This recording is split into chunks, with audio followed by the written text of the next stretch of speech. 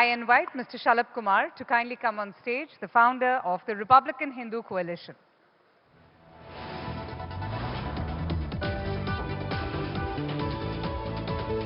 Good afternoon, everyone. Very heated discussion on India-Pakistan relations. We move to another more important international relations that India has with America.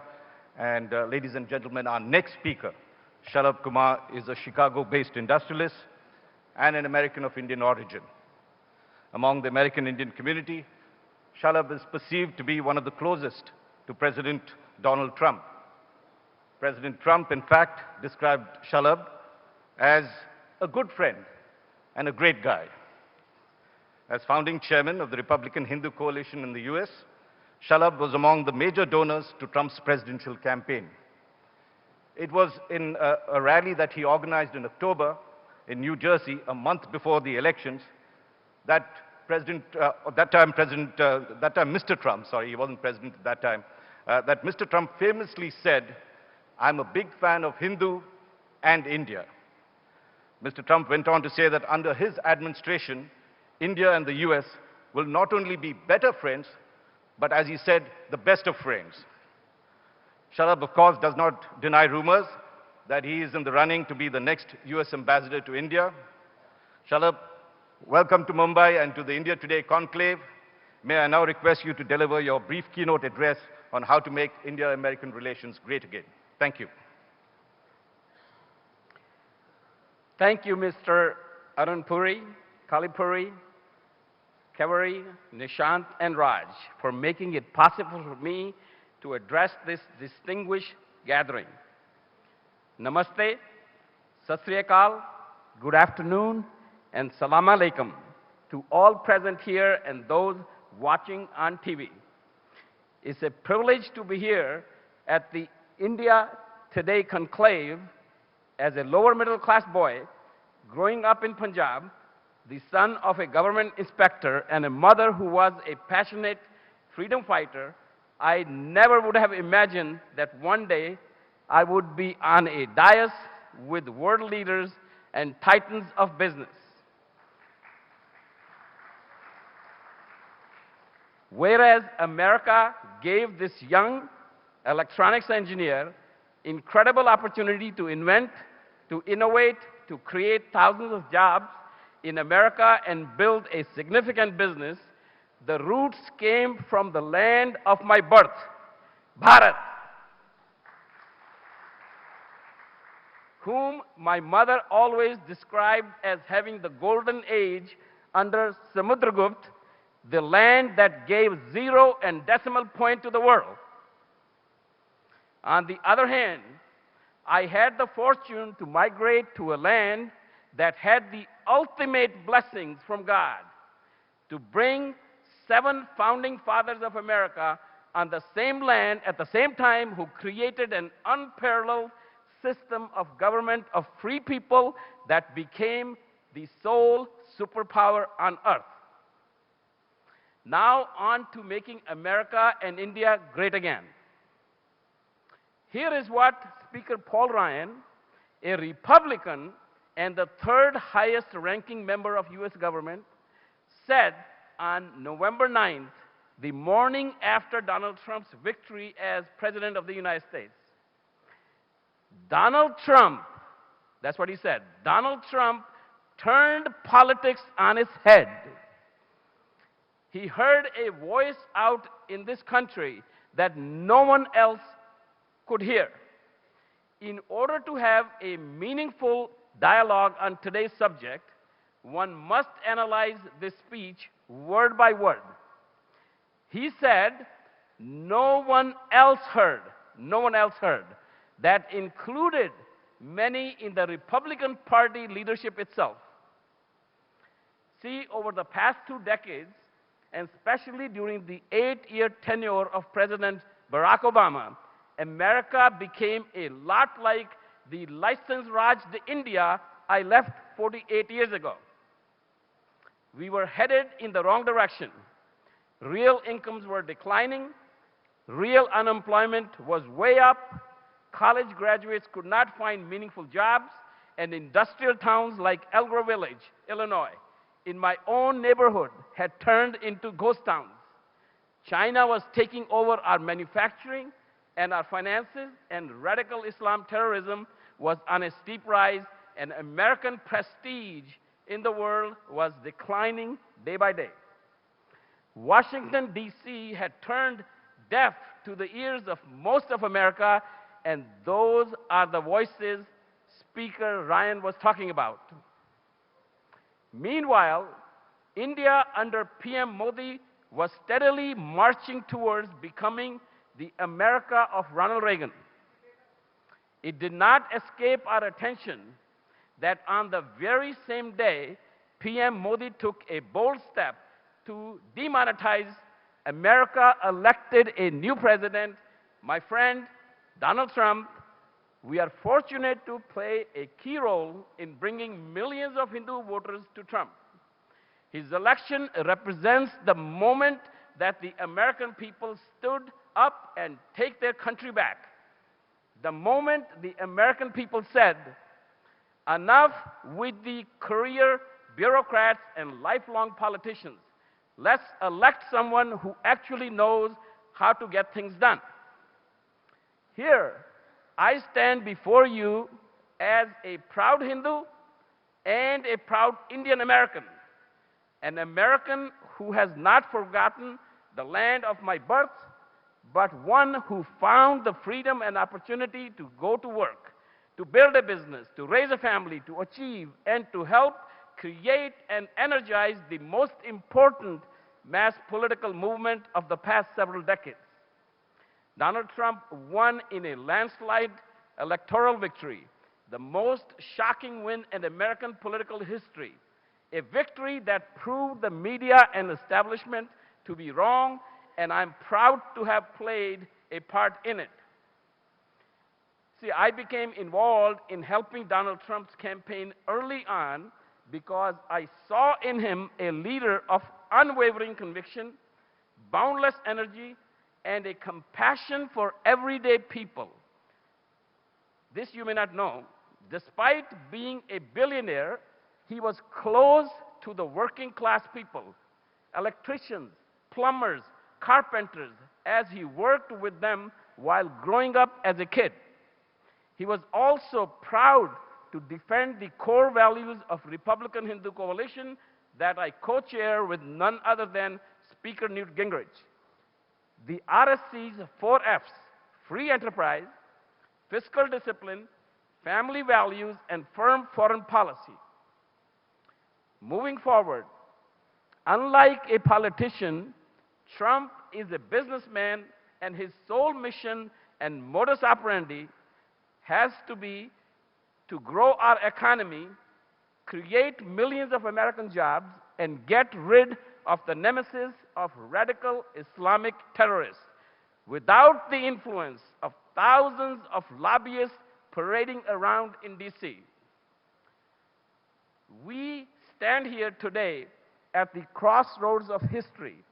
Here in India, we have a reformer, PM Modi, who has taken some dramatic steps to eliminate corruption and seek prosperity irrespective of caste, religion, or social status. Now, we have 2 reformers at the top who want to cut red tape and roll out the red carpet for business to create jobs and let our economies flourish. In February, the Dow Jones Industrial Average experienced 12 consecutive sessions of all-time highs, matching the longest record streak since 1987 of Reagan time frame. Despite the Dow, many leftists and media are loudly warning that a turn from international towards economic nationalism will return the global economy to the dark ages. They claim America first and Make in India are mutually exclusive. These individuals could not be more wrong. People in India who listen to the biased media are running scared about the Trump era will mean to US-India relationship. But I'm here to share good news. The 21st century will be the Indo-American century, and President Trump will be the first president to move this relationship forward. The US is India's second biggest trading partner. India, however, is America's 9th largest trading partner. Both countries can do better. India needs at least $10 billion of liquefied natural gas per year, $10 billion of advanced defense equipment per year, and billions of dollars of high-tech machinery and products. The US is a leading producer of these and many other highly demanded items in India. Rather than Russia or China, democratic America must be the go-to market. At the same time, US would want to develop India as a second source to China, encouraging Make in India initiative in a big way, particularly in the area of electronic goods. From my discussions with President Trump, I have concluded that trade between the US and India can more than triple by the end of his first term in 2020, growing from $100 billion a year to at least $300 billion per year. This will create at least 1 million new jobs in the US and at least 7 million new jobs in India. And Trump, unlike previous presidents, would have innovative leaders with new ideas and proven business skills, particularly in engineering and manufacturing, like Rex Tillerson, our new Secretary of State. Wouldn't you like the fact that for the first time we have a Secretary of State who is a businessman and not a career diplomat? This makes America, Made in America and Make in India dance together like you have never seen before.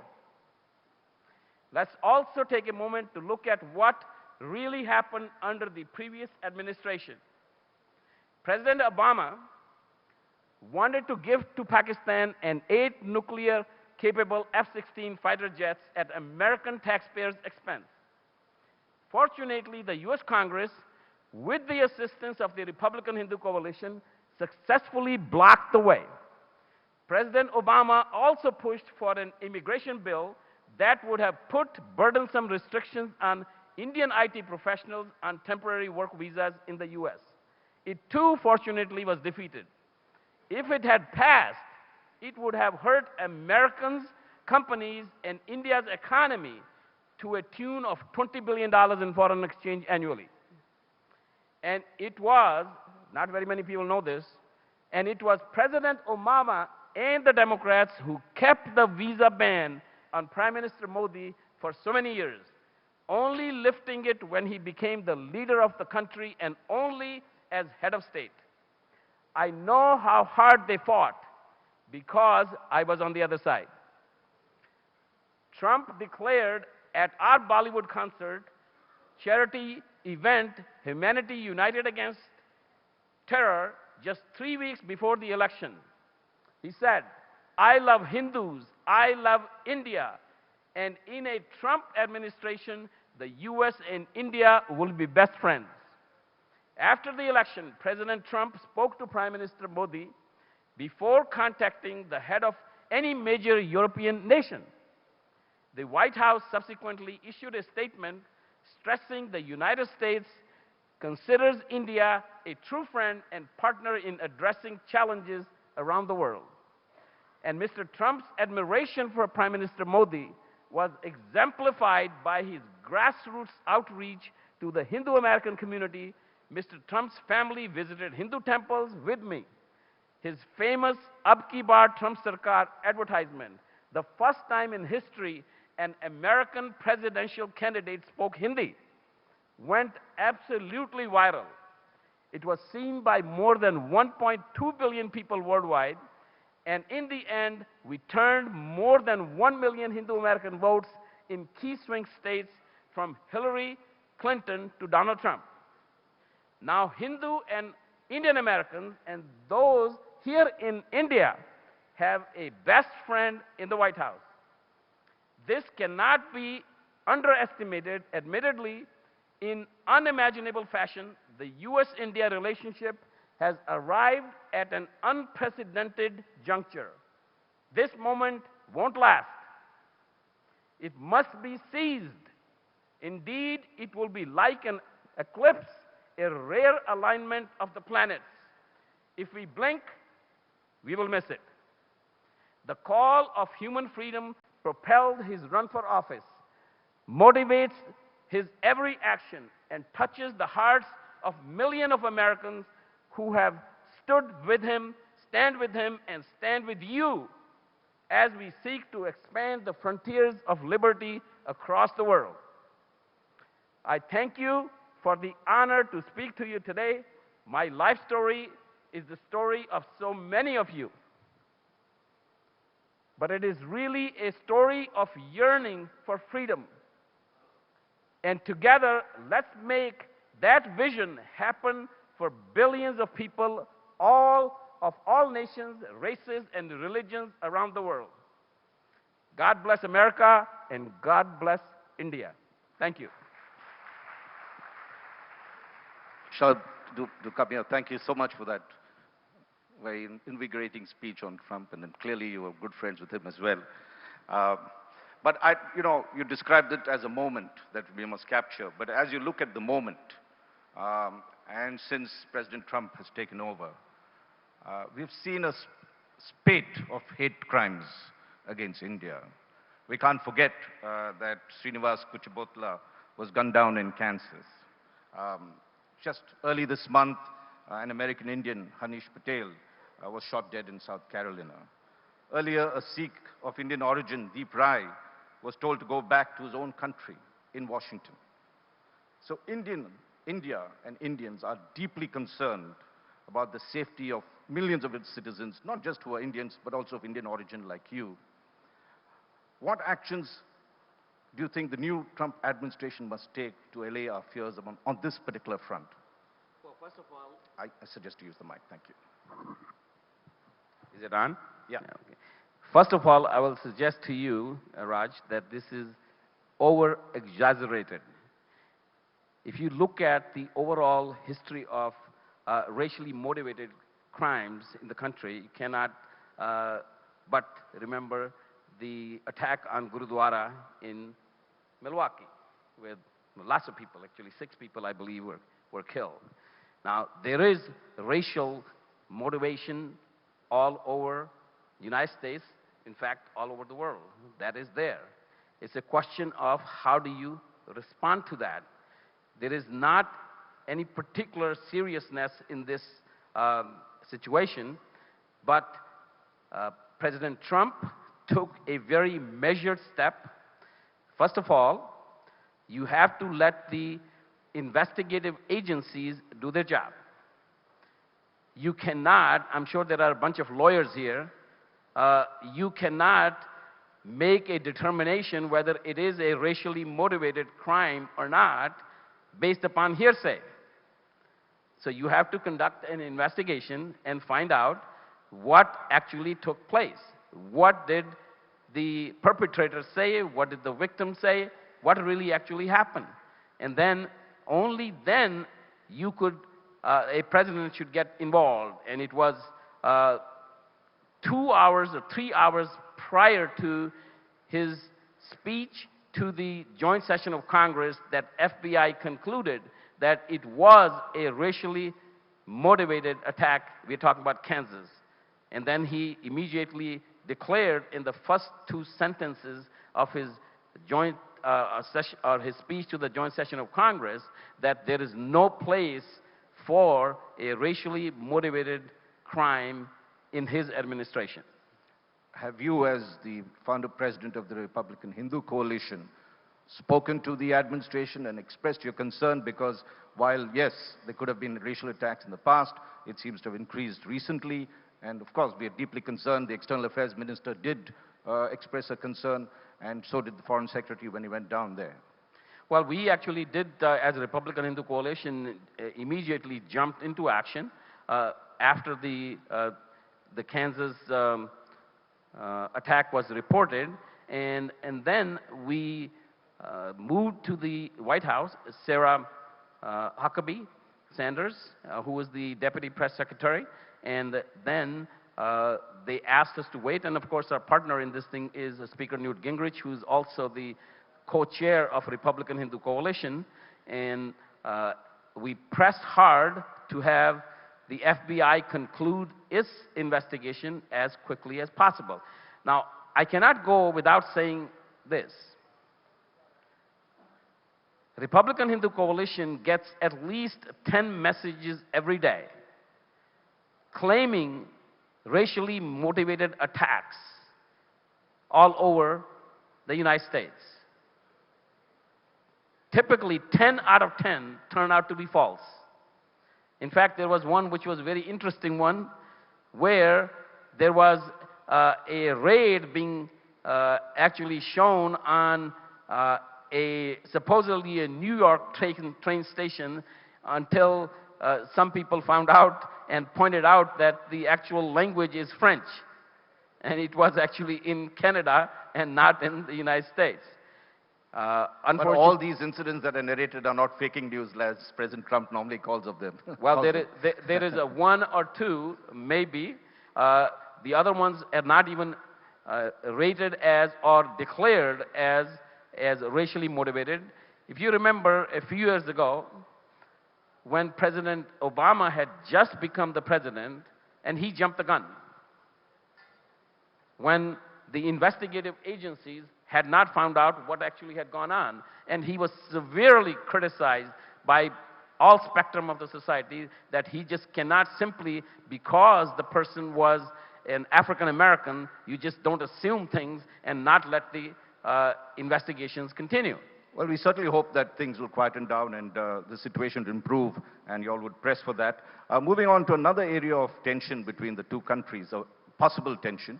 And yesterday we had the Information and Technology Minister, Mr. Ravi Shankar Prasad here, and we talked about the H-1B visa and the kind of restrictions that might come about with the plans of President Trump, trying to make it stricter, make it costlier, and this is going to impact us directly. Our IT sector, as the minister had said, is one of the largest sectors. It contributes a whole lot of jobs for the US, apart from contributing to the value of American companies.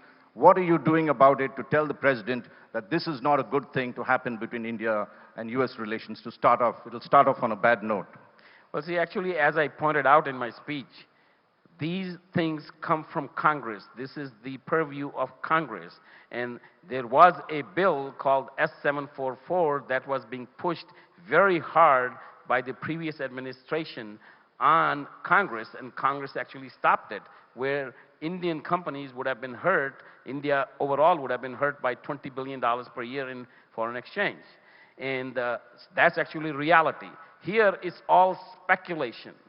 All speculation as to what is going to happen. There's no question the H-1 program, when it was originally started, it was for high-tech people, for IT people, for engineers, doctors, those type of people, to have them come in, migrate into the United States. Over the years, there's some abuse, not a lot of abuse, but some abuse has developed on the program, and President Trump is absolutely right in enforcing the laws.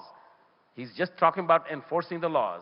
New laws that will not be made by President Trump. That will be made by US Congress, and over a period of time, it will take 6 months or 9 months, a year, because it's not a small thing and it's not really the absolute top priority for the Trump administration. It'll take some time before the actual legislation passes. And you know, there's all kinds of legislation which is out there. I would like to also point out that one of the most senior Republican senators from Utah, Orrin Hatch, has introduced a bill on H-1 visas that actually doubles the number of H-1 visas and also reduces the time it takes to get a green card. You see, it's interesting that people don't really talk about that much.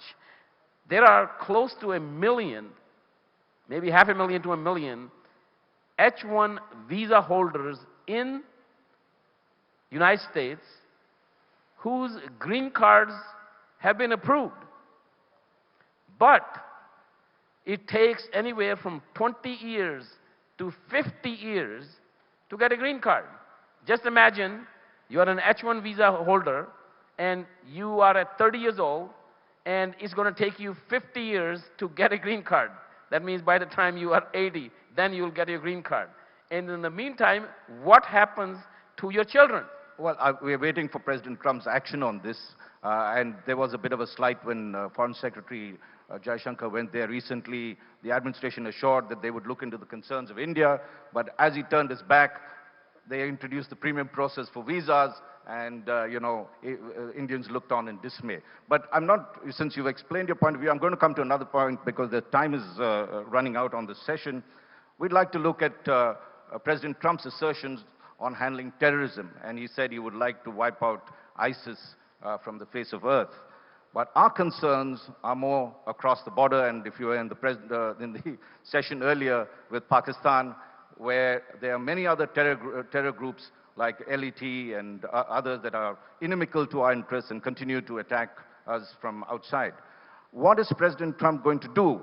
Is he going to look at ISIS as the bad terrorists and LET and others? He doesn't sort of take action because these are the so-called good terrorists, as Pakistan would like to think of it in Afghanistan. What action will President Trump take to assure us that his war on terror also includes the war that India needs from him as well? See, one thing which you should be watching, I give this advice to a lot of people, particularly Indian diplomats or Indian ministers and so forth. Two things. First, buy a book, that Art of the Deal. Then you'll begin to understand Donald Trump. Second is you pay close attention to all what he has said during his campaign because he sticks by that. So, for example, he made a very clear declaration after his policy advisor, who was also at the same October 15th rally, he talked about getting rid of cross-border terrorism. So we all know what he is talking about.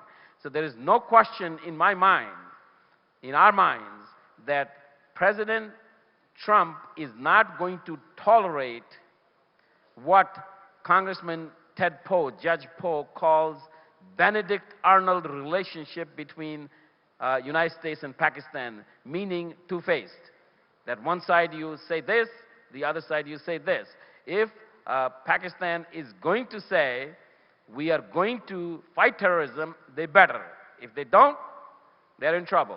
And one thing which you already saw, the mastermind of Mumbai terror attack, who had a $10 million bounty on him, he got arrested very quickly, and he attributed his arrest to Trump's victory. And yet, when Prime Minister Nawaz Sharif phoned up President Trump soon after his election, I'd like to read what he said. He said, Mr. Nawaz Sharif is a terrific guy, and Pakistan is a fantastic country, fantastic place, and fantastic people. And then he goes on to say, President Trump tells Prime Minister Nawaz Sharif, I am ready and willing to play any role that you want me to play to address and find solutions to the outstanding problems. This is all actually in response to the October 15th Hindu-American rally. That's what's really going on here. Because, I mean, here because you were talking about... Raj, you know that very well. This is against protocol because this is the protocol which has been established throughout the world. That is, Pakistan cannot have a readout on what President Trump said. And they got chided for that. That's just against protocol. So but he didn't deny that. It's somebody's imagination as to, he declared what he said. Okay? And that's it. The rest is anybody's imagination. I can tell you that you could be India could be absolutely assured that he will not tolerate a double-faced situation. I would like to also tell you, maybe some people know, not a lot of people maybe not know, his chief strategic advisor is Steve Bannon, who is a very good friend of ours, good friend of RSC, good friend of Kumar family, and he is very strict on that. Will not. I've got a signal there that I got to cut off. There's a final question. Should Prime Minister Modi go and visit President Trump at the earliest, or would you advise him to wait? It's really not necessary. I think the policies between the two countries are very clear. The teams are, when the teams are in place, everything is in place. There is really not a big necessity to have this visit. President Trump, we have a very heavy domestic agenda, which is replacement of Obamacare and tax reform. I mean, there's a lot being done in a very short period of time. In short, you're advising It's Prime Minister. really not necessary. All right. Thank you very much, Shalabh. We look forward to better India-American relations, and thank you for taking all the questions. Thank you. Thank you. Thank you, Mr. Shalabh Kumar. I would like to also invite Ms. Manasvi Mamgai to kindly come on stage and welcome. Also, may I please call on stage the India Today Group CEO, Mr. Ashish Bagga, to kindly come on stage and felicitate our guests.